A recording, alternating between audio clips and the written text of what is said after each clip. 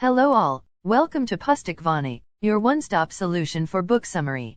Today we are here with the book name, The Cat's Eye by Margaret Atwood. So let's start its plot overview.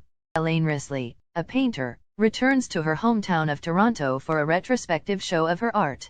The return home causes Elaine to reflect on her life, and the novel alternates in time between her current visit home and her past. During Elaine's early childhood, Elaine's family travels to different places so her father, an entomologist, can study spruce budworms. When they move to Toronto after Elaine turns 8, she navigates relationships with other girls her age for the first time. Elaine finds life in the Toronto suburbs bewildering because being a girl has too many rules she doesn't understand. Nevertheless, she makes friends with 3 other girls, Carol, Grace, and Cordelia. After Elaine's 9th birthday, Cordelia decides that Elaine needs improvement, and the girls bully Elaine. One day, Cordelia tosses Elaine's hat into a ravine and orders Elaine to go get it. The ice on the river breaks, filling Elaine's shoes with freezing water. Back on the bank, Elaine can't move until a vision of the Virgin Mary tells her she can return home.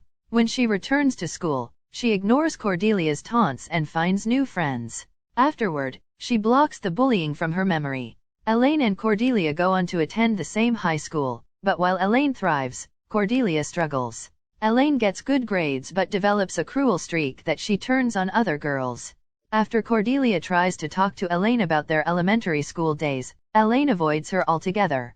Cordelia eventually switches high schools because she fails too many classes, and the girls lose touch. Elaine decides she wants to become an artist, and after graduation, she takes night classes at an art college while attending university. She eventually begins affairs with both her teacher, Mr. Heerbeek, and one of her classmates, a man named John.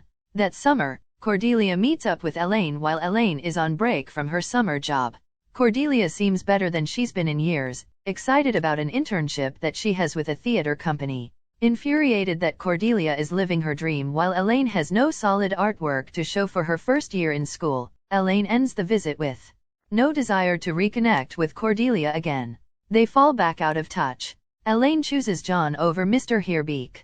John moves into her apartment, and after Elaine gets pregnant, they get married. Both continue painting, but Elaine must paint at night because she works and caretakes during the day. Elaine finds a group of fellow women artists who intimidate her but support her art and showcase it at an exhibition. Although the exhibition receives negative press from the mainstream media, this event launches Elaine's career. Around this time, Cordelia attempts suicide and begs Elaine to help her escape the rest home her parents send her to. Elaine refuses. Meanwhile, Elaine and John's relationship sours because John doesn't want Elaine to paint. Elaine moves to Vancouver, where she meets her second husband, Ben. Her notoriety from Toronto helps her make connections with the feminists of the Vancouver art world, but she finds these women even more intimidating than the Toronto artists and avoids them. As time passes, Elaine experiences more loss. Hijackers kill Elaine's older brother, Stephen, en route to a physics convention. When her mother becomes deathly ill, Elaine travels to help her around the house. While cleaning out the cellar, she finds her childhood cat's eye marble, which unlocks her memories of the ravine incident from elementary school. In the present, Elaine walks around Toronto while she waits for the start of the retrospective art exhibition. She finds the ways Toronto has changed unnerving, and she traces the old routes she used to walk through the city. Finally, the time for the retrospective arrives. Looking at her old paintings, into which she poured so much of her anger at her childhood friends and the adults who failed her, Elaine realizes that she understands them now. She anticipates Cordelia's arrival at the exhibition, but Cordelia never comes. Elaine returns home, drunk and disappointed. The next day she returns to the bridge over the ravine she fell into and imagines seeing 9-year-old Cordelia below her. She acknowledges that the fear and loneliness she used to feel were the same emotions Cordelia felt. In her mind, she tells Cordelia she can go home. On the flight home, Elaine sits next to 2 old women playing cards together in a joyful and carefree manner.